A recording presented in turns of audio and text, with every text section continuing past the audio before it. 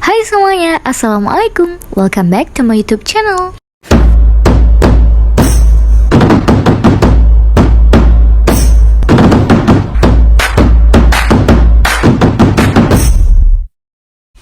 Hai semuanya, pada pertemuan ke-6 ini kita akan membahas mengenai keterkaitan isi karya sastra dengan pengarangnya menggunakan teori stilistika.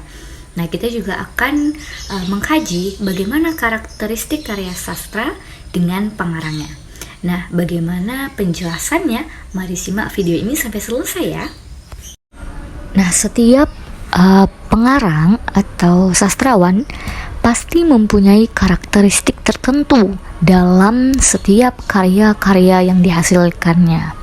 Nah, pada kesempatan kali ini kita akan membahas mengenai bagaimana keterkaitan antara Taufik Ismail dengan karakteristik karya-karya yang telah ia hasilkan atau yang ia ciptakan. Nah, teman-teman, yang pertama, ciri khas atau karakteristik puisi Taufik Ismail ini yang pertama umumnya berisi tentang kritik sosial. Nah, puisi-puisi yang ditulis oleh Taufik Ismail adalah jenis puisi kritik sosial yang merupakan bentuk halus dari demonstrasi yang ditulis dengan bahasa karya sastra.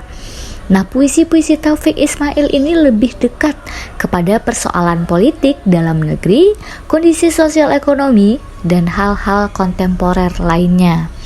Nah, secara umum, Taufik Ismail menulis puisi dalam konteks bernafaskan politik dan agama. Puisi-puisi yang bersangkutan dengan politik, khususnya pada tahun 1960-an. Nah, puisi ini sering dikritik oleh Taufik Ismail karena pada zaman tersebut Republik Indonesia mengalami krisis seperti PKI dan perubahan Orde Lama ke Orde Baru.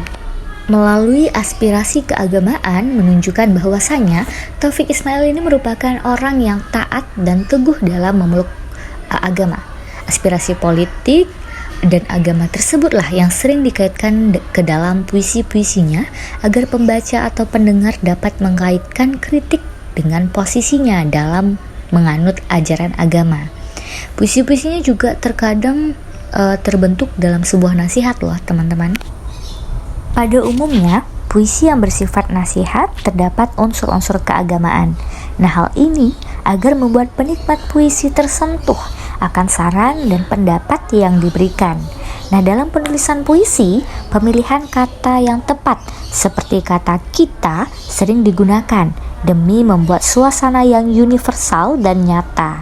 Nah, penggunaan rima yang bersamaan demi membuat puisi lebih bermakna. Terkadang, puisi-puisi Taufik Ismail ini mampu memotret peristiwa bersejarah loh, teman-teman. Nah, untuk karakteristik keterkaitan antara karakteristik karya sastra itu sendiri dengan pengarangnya, yang kedua adalah lugas dan transparan. Nah, jika pembaca menyimak puisi-puisi Taufik Ismail, maka pembaca tak akan dibuat rumit dengan sajian diksi yang sublim. Puisi-puisi karya Taufik Ismail ini adalah puisi yang transparan, yang cukup mudah untuk dimengerti dan dinikmati. Puisinya bagaikan cerpen yang ringkas. Penggunaan majas dalam puisi Taufik Ismail ini lebih sederhana. Nah, untuk membuktikan bahwa puisi Taufik Ismail benar-benar transparan atau bebas sublisme, perhatikan langkah-langkah menulis puisi gaya Taufik Ismail berikut. Nah, yang pertama, bacalah kumpulan puisi Taufik Ismail yang banyak, yang umumnya berada di toko buku ataupun di internet. Yang kedua, pahamilah gaya bahasa yang digunakan oleh penyair. Yang ketiga, perhatikan tujuan atau sikap Taufik Ismail dalam setiap puisi yang ditulis. Yang keempat, perhatikan masalah sosial yang disorot Taufik Ismail dalam puisi yang ditulis. Yang terakhir, cobalah menulis puisi dengan bersandar pada puisi Taufik Ismail dengan gaya sendiri, namun menyerupai gaya penyair tersebut. Agar lebih memahaminya, mari simak video berikut. Kembalikan Indonesia padaku. Hari depan Indonesia adalah 200 juta mulut yang menganga. Hari depan Indonesia adalah bola-bola lampu 15 watt. Sebagian berwarna putih, sebagian berwarna hitam, menyala bergantian. Hari depan Indonesia adalah pertandingan pingpong siang malam dengan bola yang bentuknya seperti telur angsa. Hari depan Indonesia adalah Pulau Jawa yang tenggelam karena 100 juta penduduknya. Kembalikan Indonesia padaku. Hari depan Indonesia adalah 1 juta orang main pingpong siang malam dengan bola telur angsa di bawah sinar lampu 15 watt. Hari depan Indonesia adalah Pulau Jawa yang pelan-pelan tenggelam lantaran berat bebannya, kemudian angsa-angsa berenang-renang di atasnya.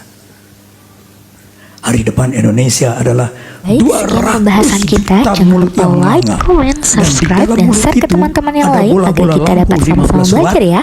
Wassalamualaikum warahmatullahi wabarakatuh. yang menyala.